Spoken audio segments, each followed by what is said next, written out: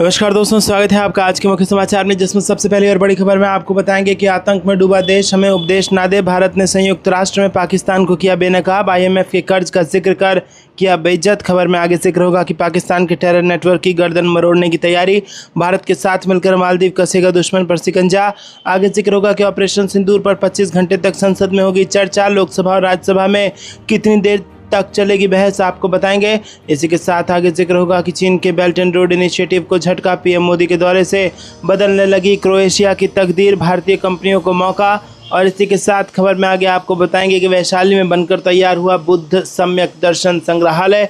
29 जुलाई को मुख्यमंत्री नीतीश कुमार करेंगे उद्घाटन। दोस्तों, हर एक खबर की गहराई में आपको ले जाएंगे, लेकिन उससे पहले आपसे निवेदन की वीडियो कीजिए लाइक और चैनल को सब्सक्राइब करके बेल आइकन दबाकर कमेंट में लिखिए जय हिंद। रुक करते हैं सबसे पहली और बड़ी खबर की तरफ। आतंक में डूबा देश हमें उपदेश ना दे। भारत ने संयुक्त राष्ट्र में पाकिस्तान को किया बेनकाब। IMF के कर्ज का जिक्र कर किया बेइज्जत। जी हाँ दोस्तों, भारत ने संयुक्त राष्ट्र सुरक्षा परिषद में पाकिस्तान को जमकर फटकार लगाई है। संयुक्त राष्ट्र में भारत के स्थायी प्रतिनिधि पर्वतनेनी हरीश ने पाकिस्तानी विदेश मंत्री इशाक डार को जवाब दिया।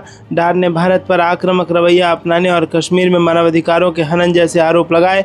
और इसका जवाब देते हुए हरीश ने कहा कि पाकिस्तान को अपना ट्रैक रिकॉर्ड देखना चाहिए। आतंक को लेकर पाकिस्तान की जो नीति रही है वो दुनिया में किसी से छुपी नहीं है। ऐसे में पाकिस्तान की ओर से इस पर ज़्यादा बात करना ही अजीब है। पर्वतनेनी हरीश ने पाकिस्तान को फटकारते हुए कहा कि एक और भारत का परिपक्व लोकतंत्र, उभरती अर्थव्यवस्था और समावेशी समाज है, दूसरी ओर कट्टरता और आतंकवाद में डूबा पाकिस्तान है जो IMF के कर्ज पर चल रहा है।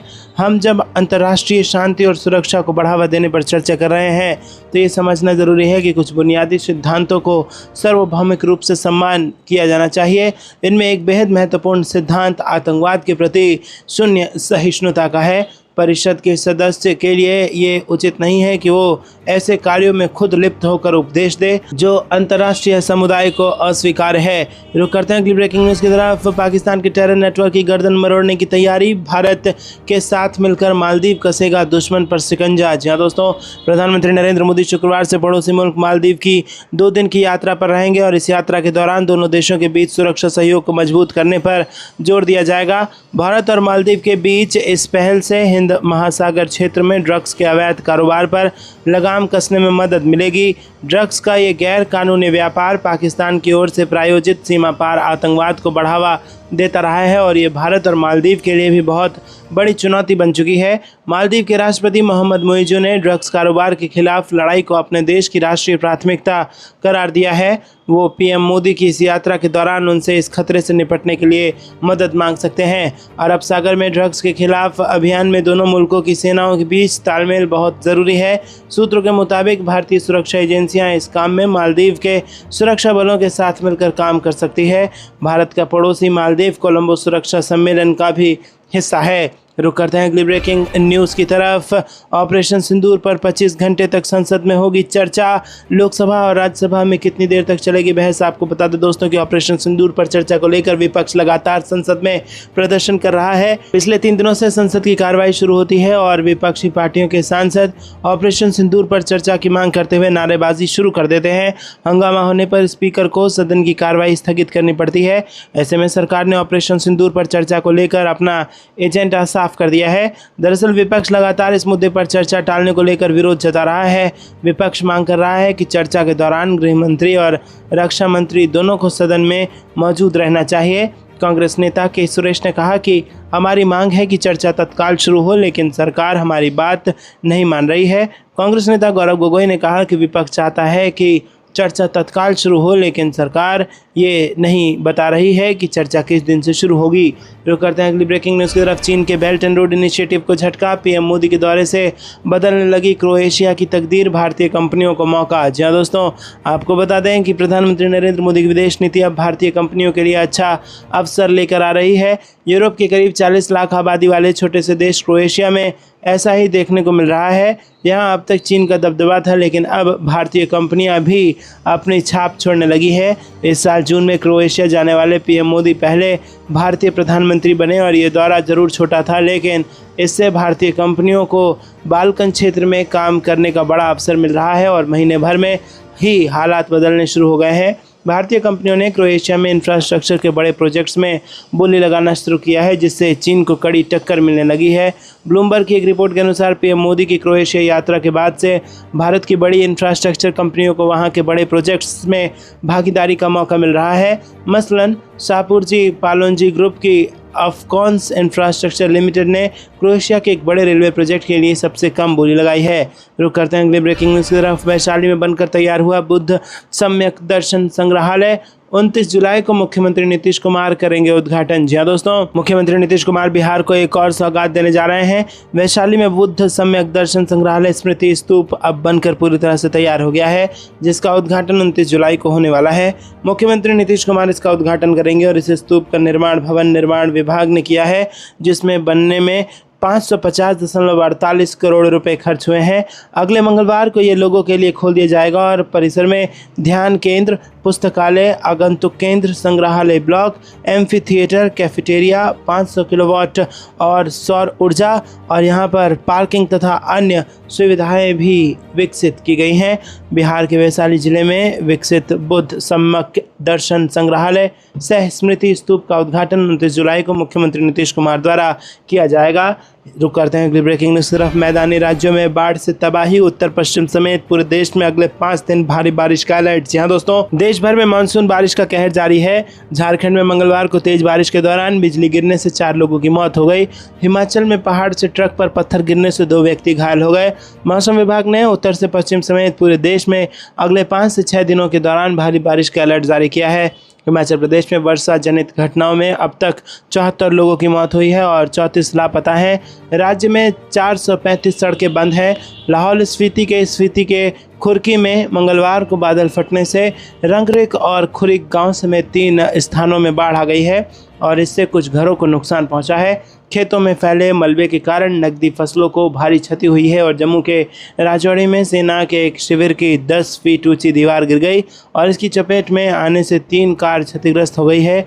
कई जगहों पर भूस्खलन हुआ और नदियों और नालों का जलस्तर बढ़ गया है। रुक करते हैं अगली ब्रेकिंग न्यूज़ की तरफ। दिल्ली, यूपी और गुजरात से अलकायदा के 4 आतंकी गिरफ्तार, सोशल मीडिया पर करते थे लड़कों की भर्ती। जी हाँ दोस्तों, गुजरात एटीएस ने अलकायदा से जुड़े 4 आतंकियों को गिरफ्तार किया है। एटीएस ने इनकी तस्वीरें भी जारी कर दी हैं। आपको बता दें कि गिरफ्तार किए गए व्यक्तियों के लिंक AQIS से मिले हैं और इस मामले में ATS की तरफ से अभी तक विस्तृत जानकारी नहीं दी गई है। गुजरात ATS के DIG सुनील जोशी ने बताया कि एजेंसी की तरफ से जल्द ही एक प्रेस कॉन्फ्रेंस कर पूरी जानकारी मुहैया कराई जाएगी। गुजरात ATS ने जिन आतंकियों को गिरफ्तार किया है वो नकली नोटों के रैकेट और आतंकी समूह की विचारधारा को फैलाने में शामिल थे। एजेंसी ने उन्हें गुजरात, दिल्ली और नोएडा से गिरफ्तार किया है और उन पर सोशल मीडिया के जरिए लड़ाकों की भर्ती का आरोप लगाया। रुक करते हैं अगली ब्रेकिंग न्यूज़ की तरफ। राष्ट्रीय खेल शासन विधेयक लोकसभा में पेश, BCCI सहित सभी खेल संघ जाएंगे दायरे में, अधिक पारदर्शिता लाने का दावा। जी हाँ दोस्तों, खेल मंत्री मनसुख मांडविया ने भारतीय क्रिकेट कंट्रोल बोर्ड समेत राष्ट्रीय खेल संघों के बेहतर प्रदर्शन, गुटबाजी को रोकने और उनके लिए नियम बनाने के उद्देश्य से एक राष्ट्रीय बोर्ड के गठन के प्रावधान वाला राष्ट्रीय खेल शासन विधेयक 2025 बुधवार को लोकसभा में पेश किया। इसमें पारदर्शिता के लिए एक राष्ट्रीय खेल बोर्ड के गठन का प्रावधान है। सभी NSF को केंद्र सरकार से वित्त पोषण प्राप्त करने के लिए राष्ट्रीय खेल बोर्ड की मान्यता प्राप्त करनी होगी। बिहार में मतदाता सूची के विशेष गहन पुनरीक्षण का विरोध कर रहे विपक्षी दल के सदस्यों के हंगामे के बीच विधेयक पुनः स्थापित करते हुए खेल मंत्री मांडविया ने कहा कि ये विधेयक खेलों के विकास और संवर्धन, ओलंपिक और खेल संचालन की नैतिकता तथा निष्पक्षता सुनिश्चित करने और खेल विवादों के समाधान के लिए लाया गया है। रुक करते हैं अगली ब्रेकिंग न्यूज़ की तरफ। देश को जल्द मिलेगा नया उपराष्ट्रपति, निर्वाचन आयोग ने चुनाव संबंधी तैयारियां की शुरू। जी हाँ दोस्तों, चुनाव आयोग ने बुधवार को बताया कि आयोग ने जगदीप धनखड़ के राष्ट्रपति पद से इस्तीफा देने के बाद अगले उपराष्ट्रपति के चुनाव की प्रक्रिया शुरू कर दी है।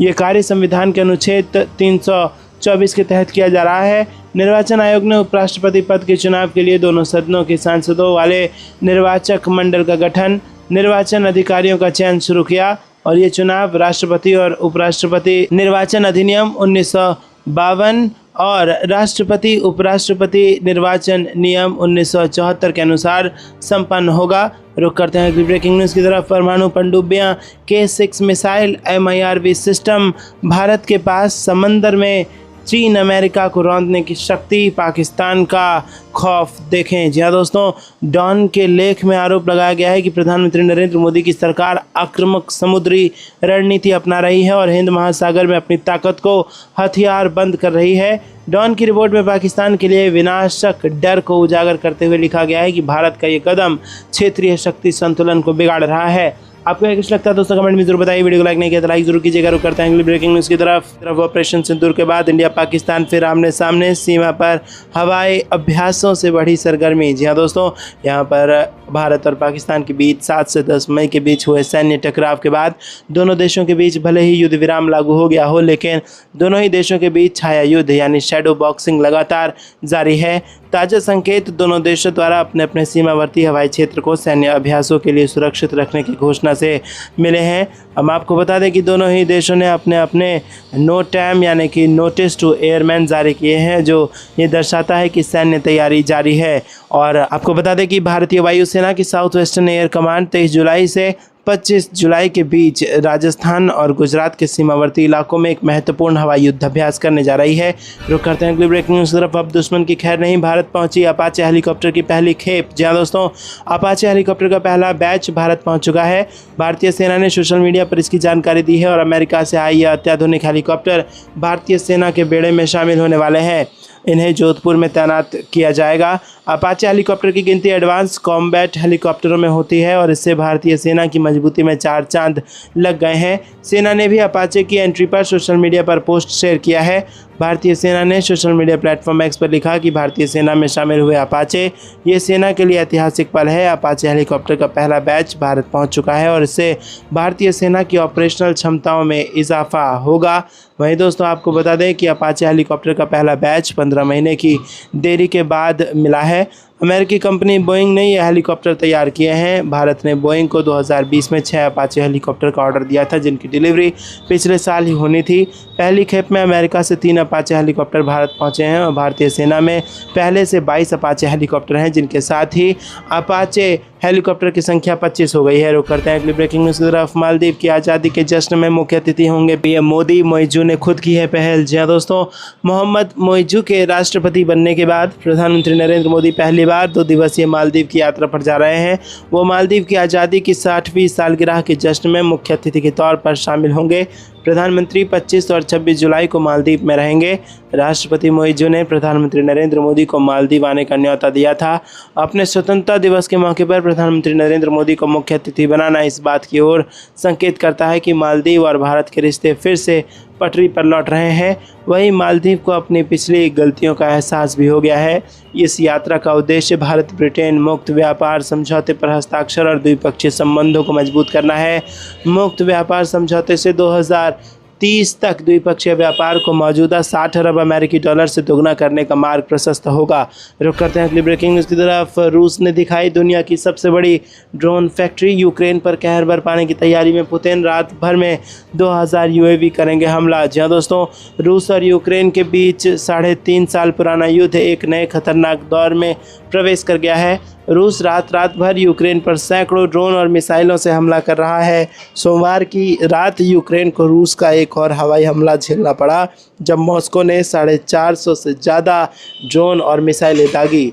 जुलाई में ये 6ठी बार था जब रूस ने यूक्रेन पर 400 से ज़्यादा ड्रोन और मिसाइलों से हमला किया है। इसके पहले जुलाई में एक ही रात में रूस ने 728 ड्रोन और मिसाइलें दागी, जो 40 महीने से चल रहे युद्ध में एक नया रिकॉर्ड था। पिछले 3 महीने में यूक्रेन पर रूसी हवाई हमले में ज़बरदस्त वृद्धि हुई है और इसका प्रमुख कारण रूस के ड्रोन उत्पादन और आपूर्ति में बढ़ोतरी है। रूस यूक्रेन युद्ध में ड्रोन तेज़ी से गोलियों और तोपखाने की जगह ले रहे हैं और इस बीच रूस ने अपनी येलाबुगा ड्रोन फैक्ट्री की दुर्लभ झलक दिखाई है। रूसी रक्षा मंत्रालय ने इसका वीडियो साझा किया, जो यूक्रेन और पश्चिमी जगत के लिए चेतावनी के रूप में देखा जा रहा है। रुक करते हैं अगली ब्रेकिंग न्यूज़ की तरफ। एयर इंडिया का दावा, बोइंग विमानों के फ्यूल स्विच की जांच हुई, पूरी नहीं मिली। कोई समस्या। जी हाँ दोस्तों, एयर इंडिया ने मंगलवार को कहा कि उसने अपने बेड़े में सभी बोइंग 787 और बोइंग 737 विमानों के फ्यूल कंट्रोल स्विच के लॉकिंग सिस्टम का एहतियाती निरीक्षण पूरा कर लिया है और उनमें कोई समस्या नहीं पाई गई है। डीजीसीए के आदेश पर यह निरीक्षण पिछले महीने अहमदाबाद में हुए एयर इंडिया बोइंग ड्रीमलाइनर विमान हादसे के बाद किया गया, जिसमें 260 लोगों की जान चली गई थी। एयरलाइन ने एक बयान में कहा कि एयर इंडिया ने अपने बेड़े में सभी बोइंग 787 और बोइंग 737 विमानों के फ्यूल कंट्रोल स्विच के लॉकिंग सिस्टम की एहतियाती जांच पूरी कर ली है और उनमें कोई समस्या नहीं पाई गई है। रुक करते हैं अगली ब्रेकिंग न्यूज़ की तरफ। कावड़ मार्ग QR कोड आदेश पर फिलहाल नहीं लगेगी रोक, सुप्रीम कोर्ट का फैसला। जी हाँ दोस्तों, कावड़ यात्रा मार्गों पर ढाबा रेस्टोरेंट पर QR कोड अनिवार्यता का आदेश लागू रहेगा। सुप्रीम कोर्ट ने उत्तर प्रदेश सरकार के आदेश पर रोक लगाने से फिलहाल इनकार किया। उत्तर प्रदेश सरकार ने कावड़ यात्रा मार्गों पर स्थित खान पान की दुकान, ढाबों और रेस्टोरेंट पर मालिकों के नाम बताने वाले QR कोड को अनिवार्य किया है, जिसे सुप्रीम कोर्ट में चुनौती दी गई थी। न्यायमूर्ति MM सुंदरेश और न्यायमूर्ति NK सिंह की बेंच ने मंगलवार को सरकार के आदेश को चुनौती देने वाली याचिका पर सुनवाई की। दोनों पक्षों की बहस पूरी होने के बाद सुप्रीम कोर्ट ने अपना फैसला देते हुए आदेश पर रोक लगाने से फिलहाल इनकार किया। जस्टिस सुंदरेश ने टिप्पणी करते हुए कहा कि मैं एक धर्मनिरपेक्ष सोच वाला व्यक्ति हूं, मुझे व्यक्तिगत रूप से इससे कोई दिक्कत नहीं है, लेकिन यह पूरी तरह से व्यक्तिगत पसंद का मामला है। अगर कोई रेस्टोरेंट शुरू से ही पूरी तरह शाकाहारी है तो उसमें कोई समस्या नहीं, लेकिन अगर वो केवल कावड़ यात्रा के लिए अपने मेन्यू बदल रहे हैं तो वहाँ समस्या खड़ी हो सकती है। रुक करते हैं अगली ब्रेकिंग न्यूज़ की तरफ। मैं उनके उत्तम स्वास्थ्य की कामना करता हूँ। जगदीप धनखड़ के इस्तीफे के बाद PM मोदी ने शेयर किया पोस्ट। जी हाँ दोस्तों, प्रधानमंत्री मोदी ने उपराष्ट्रपति पद से जगदीप धनखड़ के इस्तीफे के बाद मंगलवार को कहा कि उन्हें कई भूमिकाओं में देश की सेवा का मौका मिला है और वो उनके उत्तम स्वास्थ्य की कामना करते हैं। आपको बता दें कि प्रधानमंत्री ने एक्स पर पोस्ट किया कि श्री जगदीप धनखड़ जी को भारत के उपराष्ट्रपति सहित कई भूमिकाओं में देश की सेवा करने का अवसर मिला। मैं उनके उत्तम स्वास्थ्य की कामना करता हूं। धनखड़ ने सोमवार शाम स्वास्थ्य कारणों का हवाला देते हुए अपने पद से इस्तीफा दे दिया। राष्ट्रपति द्रौपदी मुर्मू को भेजे अपने त्यागपत्र में धनखड़ ने कहा कि वो स्वास्थ्य देखभाल को प्राथमिकता देने के लिए तत्काल प्रभाव से पद छोड़ रहे हैं। रुक करते हैं अगली ब्रेकिंग न्यूज़ की तरफ। तुर्की में फिर आमने सामने बातचीत की टेबल पर बैठेंगे रूस और यूक्रेन, ज़ेलेंस्की ने दिए शांति वार्ता के संदेश। जी हाँ दोस्तों, यूक्रेन के राष्ट्रपति वोलोदिमीर ज़ेलेंस्की ने सोमवार को यूक्रेन की राष्ट्रीय सुरक्षा एवं रक्षा परिषद के प्रमुख के हवाले से कहा कि यूक्रेन और रूस के बीच शांति वार्ता का अगला चरण बुधवार को तुर्की में होने की योजना है। ज़ेलेंस्की का यह बयान उस दिन पहले की गई उनकी नई अपील के बाद आया जिसमें उन्होंने वार्ता में तेजी लाने की अपील की थी। रुक करते हैं अगली ब्रेकिंग न्यूज़ की तरफ। कटिहार के समेली में 26 जुलाई को आएंगे मुख्यमंत्री नीतीश कुमार। साहित्य रत्न अनुपालन मंडल की प्रतिमा का करेंगे अनावरण। जी हाँ दोस्तों, मुख्यमंत्री नीतीश कुमार 26 जुलाई को कटिहार के समेली आएंगे, जहां समेली प्रखंड परिसर के साहित्य रत्न अनुपालन मंडल की प्रतिमा का अनावरण करेंगे और इस दौरान मुख्यमंत्री एक जनसभा को भी संबोधित करेंगे। मुख्यमंत्री के दौरे को लेकर जिले में हलचल तेज हो गई है। मुख्यमंत्री के कार्यक्रम की तैयारी में लोग जुट गए हैं और समेली प्रखंड कार्यालय के मैदान में हेलीपैड बनाया जा रहा है। DM सहित तमाम अधिकारियों ने कार्यक्रम की तैयारियों का जायजा लिया। रुक करते हैं अगली ब्रेकिंग न्यूज़ की तरफ। भारतीय वायुसेना का MiG-21 सुपरसोनिक लड़ाकू विमान 62 साल की सेवा के बाद होगा रिटायर। जी हाँ दोस्तों, आपको बता दें कि 60 से अधिक वर्षों की सेवा देने के बाद MiG-21 लड़ाकू विमान को औपचारिक रूप से रिटायर किया जाएगा। जानकारी के अनुसार विमान के सितंबर में औपचारिक विदाई की योजना है। 23 स्क्वाड्रन के विमानों के अंतिम बैच को 19 सितंबर को चंडीगढ़ एयरबेस पर एक समारोह में सेवा मुक्त किया जाएगा। MiG-21 भारत का पहला सुपरसोनिक जेट था जिसने 1960 और 70 के दशक में तकनीकी बढ़त हासिल की, लेकिन बाद में लगातार दुर्घटनाओं के कारण ये बदनाम हो गया। इस संबंध में एक रक्षा अधिकारी ने कहा कि भारतीय वायुसेना इस साल सितंबर तक MiG-21 लड़ाकू विमान को चरणबद्ध तरीके से हटा देगी। अधिकारी ने आगे कहा कि इस विमान का संचालन करने वाली स्क्वाड्रनें वर्तमान में राजस्थान के नाल एयरबेस पर हैं। LCA Mark 1A विमान भारतीय वायुसेना में MiG-21 विमानों की जगह लेगा। दोस्तों, MiG-21 के रिटायर होने के बाद भारतीय वायुसेना की लड़ाकू क्षमता घटकर 29 स्क्वाड्रन रह जाएगी, जो 1960 के दशक के बाद से सबसे कम है। गौरतलब है कि 1965 के युद्ध के दौरान भी वायुसेना के पास लड़ाकू विमानों के 32 स्क्वाड्रन थे। आपको क्या कुछ लगता है दोस्तों, कमेंट में जरूर बताइए। वीडियो को लाइक नहीं किया तो लाइक जरूर कीजिएगा। रुक करते हैं अगली ब्रेकिंग न्यूज़ की तरफ। संयुक्त राष्ट्र सुरक्षा परिषद में फिर से कश्मीर राग अलापने की ताक में पाकिस्तान, भारत देगा मुंह तोड़ जवाब। जी हाँ दोस्तों, संयुक्त राष्ट्र सुरक्षा परिषद की अस्थायी अध्यक्षता कर रहा पाकिस्तान एक बार फिर कश्मीर राग अलापने की ताक में है। बताया जा रहा है कि परिषद की जुलाई में होने वाली बैठक को लेकर पाकिस्तान ने कूटनीतिक कोशिशें तेज कर दी हैं। वहीं भारत भी कश्मीर मुद्दे पर पाकिस्तान को मुंह तोड़ जवाब देगा और इसके लिए अधिकारियों ने तैयारियां कर ली हैं। पाकिस्तान को अस्थायी तौर पर संयुक्त राष्ट्र सुरक्षा परिषद की अध्यक्षता मिली है और इस बार पाकिस्तान को संयुक्त राष्ट्र सुरक्षा परिषद की बैठक करानी है।